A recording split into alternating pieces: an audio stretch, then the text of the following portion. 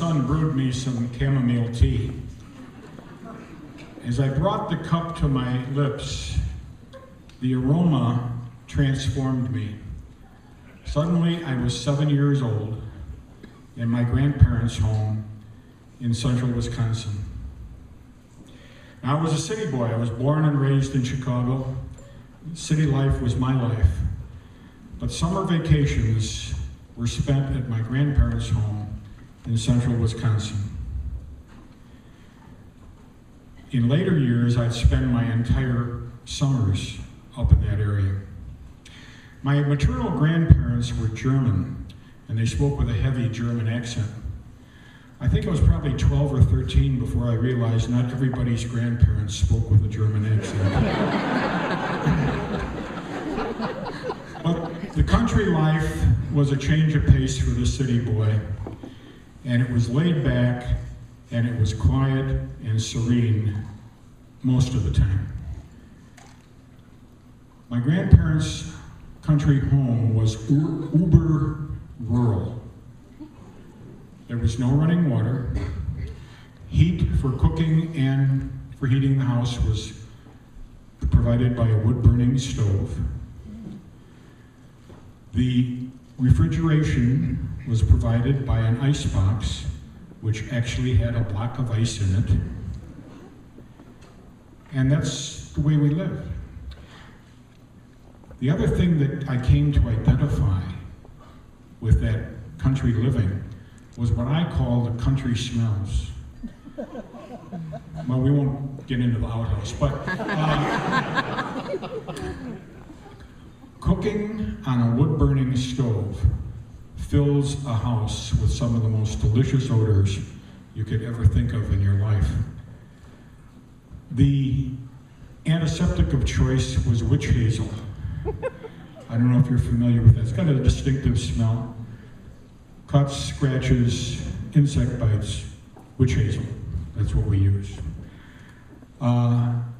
In the back of the home was my grandfather's shop. He was a master cabinet maker. One afternoon, I found myself in his shop shortly after he had finished putting a lacquer, mirror-like finish on the top of the table. I walked in and I took my 7-year-old finger and put it in the very middle of the table and pressed it firmly and said, "Is it wet?" It was wet. Actually, it was really just sticky. My grandfather roared, "Raus! Raus mit du! Out, out with you!" He reached up and took the shotgun off the rack. I dashed out the shop, Grandpa in pursuit with the shotgun. I took a hard left. The 50 acres in back of the house was family owned. It was a wooded hill, heavy woods, heavy brush, lots of trees. I ran as far and as fast as I could. I ran and I ran and I ran until my legs ached, my lungs were burning, my heart was pounding out of my temple. I could go no further. I dove into the biggest brush I could find, and I waited. And I waited. I couldn't hear Grandpa. But I didn't know if he was laying for me somewhere. So I took a more northerly route and circled around the far northern edge of what I thought was our land. And I came out on our home at the northern end, behind the chicken coop where that very morning I had helped collect eggs. I went around the front of the house, dashed into the kitchen. My grandmother and my mother were there. I heaved a sigh of relief because I knew no matter how mad he was, he wouldn't gun me down in the kitchen. At supper that night, I sat as far away from him as I could. I just stared at the plate. I reeked of witch hazel. There was no conversation.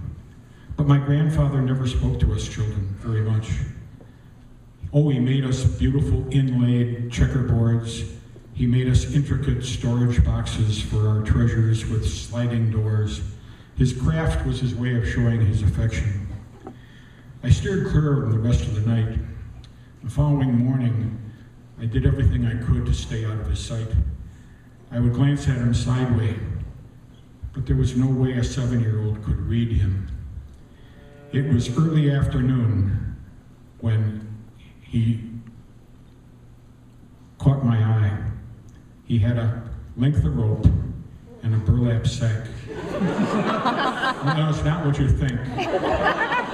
I knew it was ice day.